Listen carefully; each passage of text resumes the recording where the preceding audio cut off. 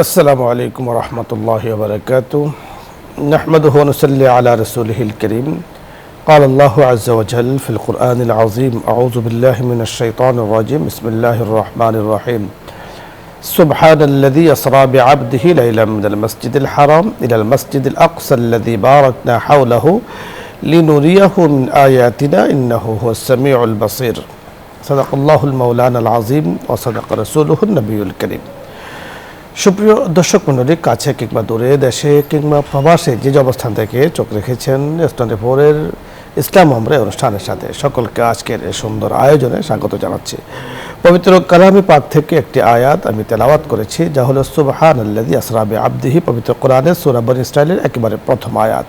এই আয়াতের মধ্যে আল্লাহ রাব্বুল কারীম রাসূল আকরাম সাল্লাল্লাহু আলাইহি সাল্লামের ইসরা এবং মেরাজের এই ঘটনাকে আল্লাহ তাআলা এখানে সংক্ষিপ্তভাবে আলোকপাত করেছেন। বিস্তারিত আলোচনা হযরতে মুফাসসিরিনে কেরাম করেছেন। তাই আজকে আমরা আলোচনা করব ইসরা, মেরাজ ও বিজ্ঞান, যে বিজ্ঞানও সাপোর্ট করে রাসূল আকরাম সাল্লাল্লাহু আলাইহি সাল্লাম যেভাবে ঊর্ধ্ব জগতে গিয়েছেন। বর্তমান বিজ্ঞানে বলে এটা সম্ভব, কোনোভাবে অসম্ভব নয়। যে আল্লাহ আমাদের কল্পনাকে সৃষ্টি করেছেন, কল্পনার শক্তি দিয়েছেন, কল্পনার একটা মানসিকতা আল্লাহ তাআলা দিয়েছেন, যে কল্পনার মাধ্যমে সারা দুনিয়াতে আমরা বিচরণ করি মুহূর্তের মধ্যে। সে আল্লাহ রাব্বুল কারীম আল্লাহ পাকের এক বান্দাকে আল্লাহ তাআলা ঊর্ধ্ব জগতে মুহূর্তের মধ্যে নিয়েছেন, ঘুরিয়ে নিয়ে এসেছেন। এটা একেবারেই সম্ভব। সুতরাং যারা বিশ্বাস করে তাদের ঈমান মজবুত, যারা বিশ্বাস করে না তাদের ঈমান দুর্বল, এবং যারা এই সম্পর্কে অস্বীকার করে একটা পর্যায়ে কিন্তু ঈমান থেকে বের হয়ে যেতে হবে। কারণ মেরাজের এই যে বিষয়টা, এটা হলো অকাট্য প্রমাণ দলিল দ্বারা প্রমাণিত এবং সশরীরে হয়েছে, তাও প্রমাণিত। আজকে এই বিষয় নিয়ে আরও বিস্তারিত কথা বলবেন বিশিষ্ট ইসলামী চিন্তাবিদ, মিডিয়া আলোচক ফজিলাতুল শেখ শহীদুল ইসলাম খতিব হযরত ওমর বিন খাত্তাব রাদিয়াল্লাহু তাআলা আনহু, মাদ্রাসা মসজিদ কমপ্লেক্স, মিরপুর, ঢাকা। আসসালামু আলাইকুম ওয়া রাহমাতুল্লাহ।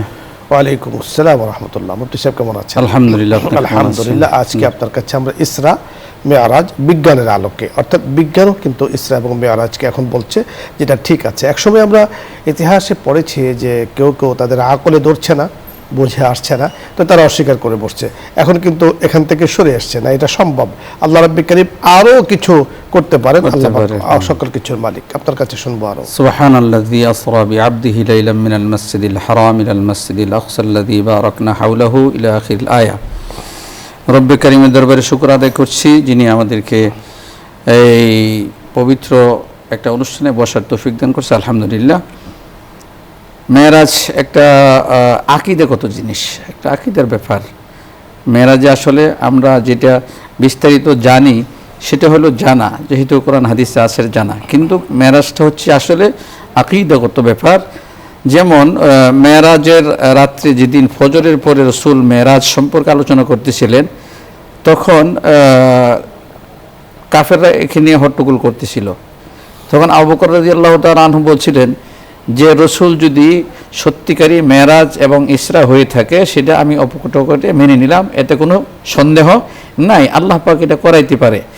সেখানে তিনটা শব্দ, একটা হলো মেরাজ, মেরাজ বলা হয় ইসরা, একটা হলো রাত্রের ভ্রমণ, আর একটা হলো মেরাজ, সেটা বাইতুল মুকদ্দাস থেকে যেটা হয়েছে এটাকে বলা হয় মেরাজ।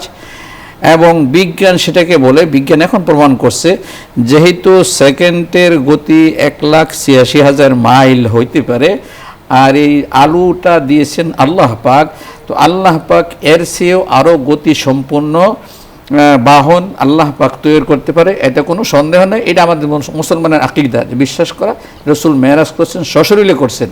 কারণ আল্লাহ তাআলা সশরীরে কেন বলছেন, মুফাসসিরিন কেন বলছেন সুবহানাল্লাযী আসরা বিআবদিহি। আবদুন বলা হয় রূহ এবং শরীরের সমন্বয়কে বলা হয় আবদ। তো এটা বলা হয় রসুল সশরীরে মেরাজ করেছেন। ওই মেরাজ থেকে আমাদের বিশ্বাস করা যে রসুল মেরাজ করছে, আমাদের নবীকে আল্লাহ তাআলা সম্মানের জন্য এবং সেই তায়েফের দুঃখ বেদনা যাতনা সেই কষ্ট দূর করার জন্য আল্লাহ তাআলা তার কাছে নিয়ে কিছু উম্মতের জন্য হাদিয়া দিয়েছেন। সেই হাদিয়াটা হচ্ছে যে 5 ওয়াক্ত নামাজ, 50 ওয়াক্ত থেকে 5 ওয়াক্ত নিয়ে আসা হয়েছে। রসুলের মনটা একটু খারাপ হয়েছিল, তখন আল্লাহ তাআলা বললেন যে মন খারাপের কিছু নাই, তোমার উম্মত যদি 5 ওয়াক্ত নামাজ সঠিকভাবে পড়ে তা আমি 50 ওয়াক্তের সওয়াব দিয়ে দিব। এবং সূরা বাকারের শেষ অংশটুকু দিয়েছিলেন, যেটা পড়ার দ্বারা অনেক ফজিলতের কথা আসছে।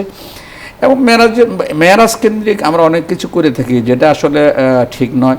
তো মেরাজ রাত উদযাপন করা, এটা কোনো সাহাবায়ে কেরাম থেকে নেই, কোনো হাদিসের মধ্যে নাই, এবং মেরাজের কোনো রুজাও এতে করে মানে হাদিসের মধ্যে কোনো রুজাও আসে না। বরং মেরাজটা হলো আমি বিশ্বাস করলো এবং নবী কি নিয়ে আসছে সেটাকে আমি সঠিকভাবে বাস্তবায়ন করব, তখনই রসুলের ভালোবাসা পাবো, আল্লাহ পাকের আমরা রহমত এবং এহসান ফজল করম দয়া পাবো। এটাই হলো আমাদের আসলে মেইন মেরাজ থেকে উদ্দেশ্য। মেরাজ যে বিস্তারিত ঘটনা, যে বহু সফর করাইছে, জান্নাত জাহান্নাম আল্লাহ পাক দেখাইছে, এটি সবগুলো সত্য মেনে নেওয়া হয়েছে আমাদের দায়িত্ব। আপনি বড় চমৎকার বলছিলেন। দর্শক মণ্ডলী, পবিত্র মেরাজ নিয়ে আমরা আলোচনা করছিলাম, অর্থাৎ ঊর্ধ্ব জগতে রসুল আকরাম সাল্লাল্লাহু আলাইহি সাল্লামের আরোহণ নিয়ে আমরা কথা বলছিলাম। আল্লাহ পাক জিবরিল আমিনকে এত ক্ষমতা দিয়েছেন, এত পাওয়ার দিয়েছেন যে এক জায়গাতে বলা হয়েছে যে জগতের মাঝে যত প্রাণী আছে, জগতের শুরু থেকে নিয়ে একেবারে কিয়ামত পর্যন্ত সৃষ্টি যত কিছু আছে, প্রাণহীন প্রাণওয়ালা সকল বস্তুর, পাহাড় পর্বত নদী নালা যা কিছু আছে সকল কিছুকে জিবরিল আমিন মুহূর্তের মধ্যে গনে গনে শেষ করে দিতে পারবেন, গনে গনে জানিয়ে দিতে পারবেন। জিবরিল আমিনকে আল্লাহ তাআলা এত ক্ষমতা দিয়েছেন। জিবরিল আমিন রাসূল আকরাম সাল্লাল্লাহু আলাইহি সাল্লামের সঙ্গী ছিলেন সেই মেরাজে। এখান থেকে আমাদের বুঝে আসে যে এত ক্ষমতাধর আল্লাহ পাক জিবরিলকে দিয়েছেন। তিনি যে বোরাকে করে রাসূলকে নিয়ে গিয়েছেন, সেই বোরাকের কত ক্ষমতা ছিল, কত পাওয়ার ছিল, যে যেখানে তার দৃষ্টি পড়তো সেখানে তার পাও পড়তো। আল্লাহ তাআলা জিবরিলকে যেমন ক্ষমতা দিয়েছেন, পাওয়ার দিয়েছেন, ঠিক বোরাককেও দিয়েছেন। দুই শক্তিশালী পাওয়ার রাসূল আকরাম সাল্লাল্লাহু আলাইহি সাল্লামকে ঊর্ধ্ব জগতে নিয়ে গিয়েছেন এবং অল্প সময়ের মধ্যে সকল কিছুকে রাসূলকে দেখিয়ে এটা প্রমাণ করেছেন আল্লাহ তাআলা। এটা দিয়েছেন যে যা আছে ওয়াল জান্নাতু হাক্কুন ওয়াল জাহান্নামু হাক্কুন, সকল কিছু হক, এবং যারা ভালো কাজ করে সেটাও হক, যারা মন্দ কাজ করে তাদেরকে শাস্তি দেবেন সেটাও হক। সুতরাং বিজ্ঞানের আলোকে আমরা বুঝতে পারি যে রাসূল আকরাম সাল্লাল্লাহু আলাইহি সাল্লামের যে মেরাজ, এটা সত্য, সঠিক, সশরীর হয়েছে। আল্লাহ রাব্বুল কারীম পবিত্র কোরআন হাকিমে সেই দিকে ইঙ্গিত করেছেন। মুফাসসিরিনে কেরাম বিভিন্নভাবে ব্যাখ্যা করেছেন যে লিনুরিয়াহু আয়াতিনা, আল্লাহ রাসূলকে যে আল্লাহ তাআলা সশরীরে নিয়েছেন তার প্রমাণ কিন্তু এই আয়াত, যে আল্লাহ তাআলা নিজের নিদর্শনগুলোকে আল্লাহ তাআলা সরাসরি রাসূলকে দেখিয়েছেন। কারণ দেখানো সম্পর্কটা, দেখানো শব্দটা ওই জায়গাতেই ব্যবহার হয় যেখানে সরাসরি হয়। যেমন আমরা প্রবাদ বাক্য বলে থাকি, তুমি তাকে দেখেছ, তো সামনাসামনি দেখেছ, তো এর অর্থ হলো আমিও সরাসরি তাকে দেখেছি, সেও সরাসরি তাকে আমাকে দেখেছে। এটা হলো সরাসরি। রাসূল আকরাম সাল্লাল্লাহু আলাইহি সাল্লামকে আল্লাহ তাআলা সরাসরি আল্লাহ পাকের বিভিন্ন নিদর্শনাবলী আল্লাহ তাআলা দেখিয়েছেন। তাফসিরে রুহুল মানিতে, তাফসির আবু সাউদে, তাফসির ইবনে কাসিরে, তাফসিরে মারিফুল কোরআনে আরও বিশদ আলোচনা এই সম্পর্কে এসেছে। বিশেষ করে তাফসিরে জালালাইন মধ্যে আরও বিস্তারিত আলোচনা এসেছে। সুতরাং রাসূল আকরাম সাল্লাল্লাহু আলাইহি সাল্লাম ঊর্ধ্ব জগতে গিয়েছেন। আমাদের মেরাজের শিক্ষার মধ্যে অনেক বড় শিক্ষা হলো এটাই যে রাসূল আকরাম সাল্লাল্লাহু আলাইহি সাল্লামকে আল্লাহ তাআলা মক্কা নগরী থেকে মসজিদে হারাম থেকে মসজিদে আকসা, সেখান থেকে একদম সিদরাতুল মুনতাহা, সেখান থেকে আরশ পর্যন্ত আল্লাহ তাআলা রাসূলকে নিয়ে গিয়েছেন। আমরা বিশ্বাস করি, যেমনটি বিশ্বাস করেছেন হযরত সাহাবায়ে কেরাম রিদওয়ানুল্লাহি আলাইহিম আজমাইন। এটি হলো আহলে সুন্নাত ওয়াল জামাতের আকীদা ও বিশ্বাস। দর্শক মণ্ডলী, আলোচ্য বিষয়ে যদি আপনাদের কোনো প্রশ্ন থাকে অথবা ইসলামের কোনো মাসলা মাসাইল জানার প্রয়োজন হয়, আপনি চাইলে প্রশ্ন করতে পারেন, আমরা চেষ্টা করব কথা বলার জন্য। আসসালামু আলাইকুম ওয়া রাহমাতুল্লাহ। দর্শক নাম বলে পরিচয় দিয়ে প্রশ্ন করুন।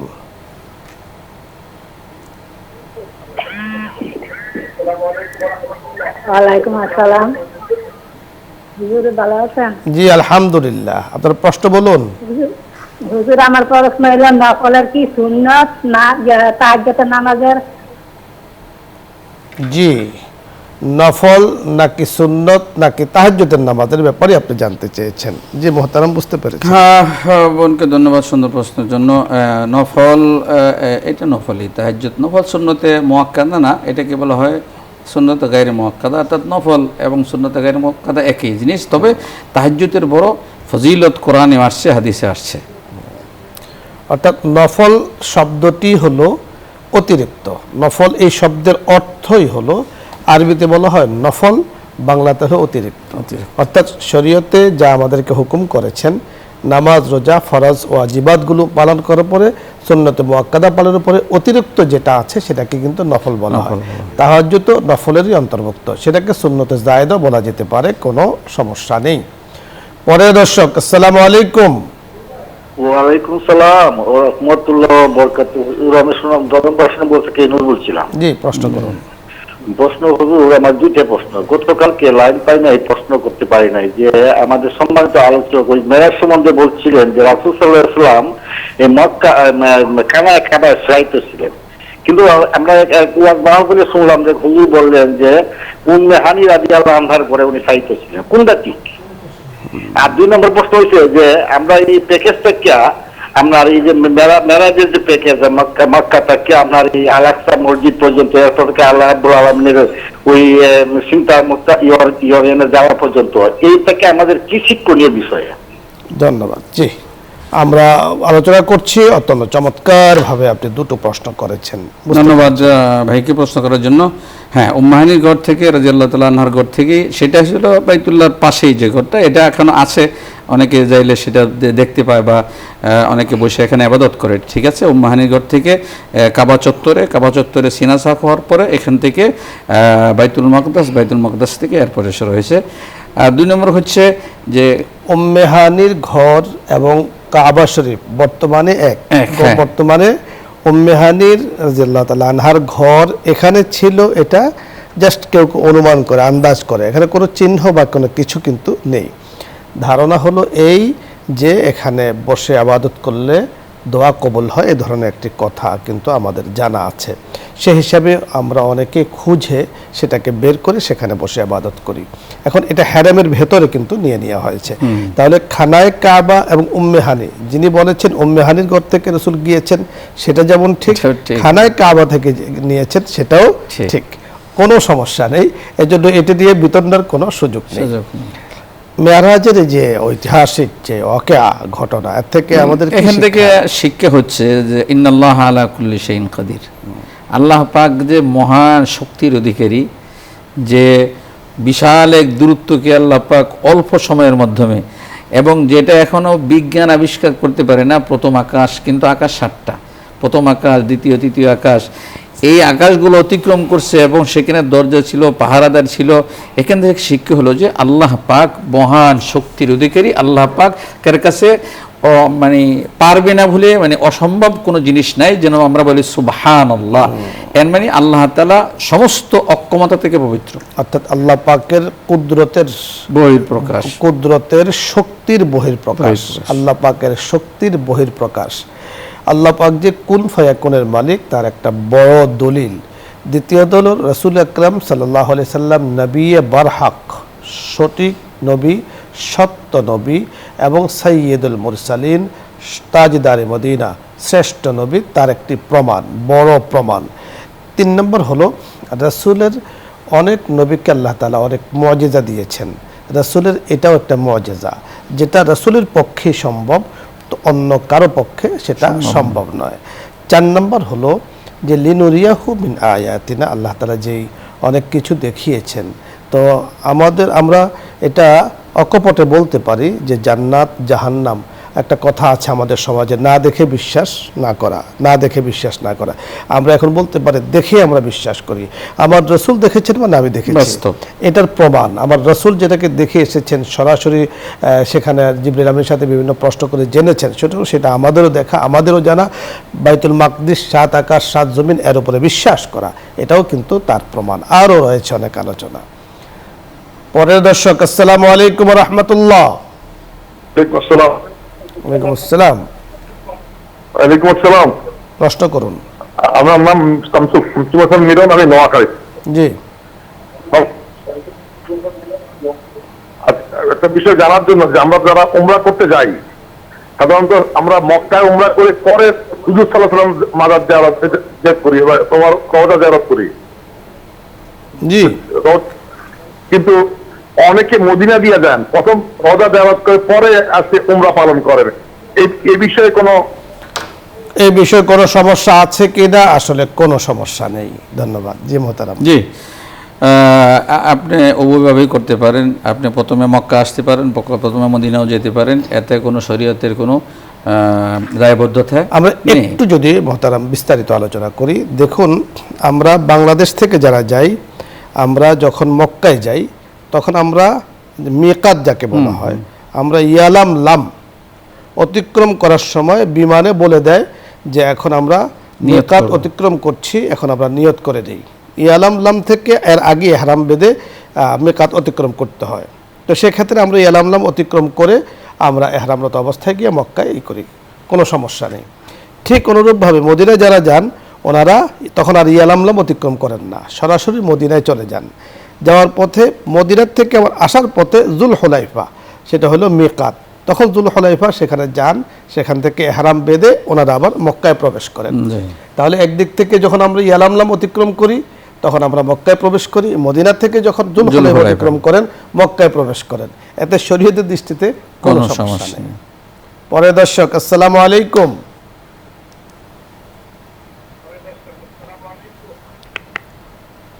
আসসালামু আলাইকুম। ওয়ালাইকুম আসসালাম। আমি মামুন রেজা বলছি। আমার 3টি প্রশ্ন। 1 নম্বর হলো যে টিভিতে, রেডিও, মোবাইলে যে রেকর্ডের আজান দেওয়া হয়, সেই আজানের আমরা জবাব দেব কিনা। আর জীবনের অনেকগুলো রোজা কাজা হয়ে গেলে, রোজা করা না হলে কোনো অসুস্থতা বা কোনো কারণে, এবং মনেও নাই, সেগুলো আমরা কিভাবে কি আদায় করব? জি ধন্যবাদ। আমাদের হাতে সময় দুটো, যতটুকু সময় আছে খুব সংক্ষিপ্তভাবে জানবো। টিভিতে রেডিওতে যখন আজান দেয়া হয় কানে আসতে তো জবাব দেওয়াটা ভালো, জি জবাব দেওয়া ভালো, সমস্যা নেই। আর একটি প্রশ্ন করেছেন, জীবনের যে কাজা রোজাগুলো আছে সেগুলো তো আপনাকে মনে করে কাজা করতে হবে, মনে না করলে একটা হিসেব করে হলেও আপনাকে কাজা করে দিতে হবে। মনে রাখতে হবে আপনাকে, আমাকে, সকলকে, যে রোজা ছুটে গিয়েছে সেটা কাজা করতেই হবে, করতেই হবে। আপনি মনে না থাকলেও সেটাকে একটা হিসেব করে, যেমন আপনি বলছেন মনে নাই, তার মানে এটা তো মনে আছে যে আপনার মনে নাই, তখন আপনি একটা হিসাব করে আপনি সেটাকে করবেন। অন্তত নিজের ভিতরে যখন স্যাটিসফাই আসবে, একটা ইতমিনান আসবে যে আমার রোজাগুলো আমি আদায় করেছি, এরপরে যদি দু একটা এদিক সেদিক হয়ে যায় রব্বে কারীম মাফ করে দিবেন। মোহতারাম ধন্যবাদ আপনাকে। দর্শক মণ্ডলী, আপনাদের সকলকে ধন্যবাদ জানাচ্ছি। আল্লাহ রব্বে কারীমের শুকরিয়া আদায় করছি। ইয়া রাব্বি লাকাল হামদ ওয়া লাকাশ শুকর। আল্লাহ তাআলা এত সুন্দর চমৎকার একটি অনুষ্ঠানের সাথে আমাদেরকে যুক্ত রেখেছেন এবং দ্বীনের বিষয় নিয়ে কিছু ফিকির করার তৌফিক দিয়েছেন।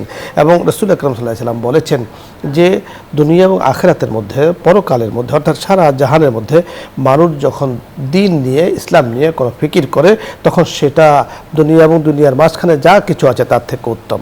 এত বড় উত্তম কাজ আল্লাহ তাআলা আমাদেরকে করার তৌফিক দিয়েছেন। আমিন ইয়া রাব্বাল আলামিন। আজকে আর নয়, ইনশাআল্লাহ আগামী দিন দেখা হচ্ছে, আশাবাদ ব্যক্ত করছি। আল্লাহ রাব্বুল কারীম তৌফিক দান করুন। এখনই দোয়া হবে, দরুদ ইস্তিগফার পাঠ করি। আল্লাহুম্মা সাল্লি আলা সাইয়্যিদিনা ওয়া নাবিয়্যিনা ওয়া শাফিঈনা ওয়া হাবিবিনা মুহাম্মদ। আস্তাগফিরুল্লাহ রাব্বি মিন কুল্লি যামবি ওয়া আতুবু ইলাইহি লা হাওলা ওয়া লা কুওয়াতা ইল্লা বিল্লাহিল আলিয়্যিল আযীম। শেখ দোয়া করে দিন। আলহামদুলিল্লাহি রাব্বিল আলামিন ওয়াস সালাতু ওয়াস সালামু আলা আশরাফিল আমবিয়াই ওয়াল মুরসালিন। ربنا ظلمنا أنفسنا وإن لم تغفر لنا وترحمنا لنكونن من الخاسرين. اللهم بارك لنا في رجب وشعبان وبلغنا رمضان. اللهم بارك لنا في رجب وشعبان وبلغنا رمضان.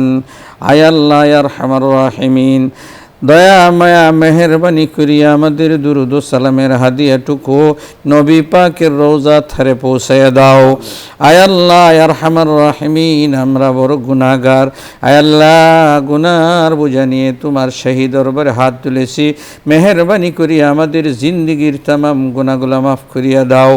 আয় আল্লাহ, তুমি রহমান, তুমি রহিম, দয়ার মায়ার মেহেরবানি করিয়া আমাদের জীবনের সমস্ত নেক আমালগুলা তুমি কবুল করিয়া নাও।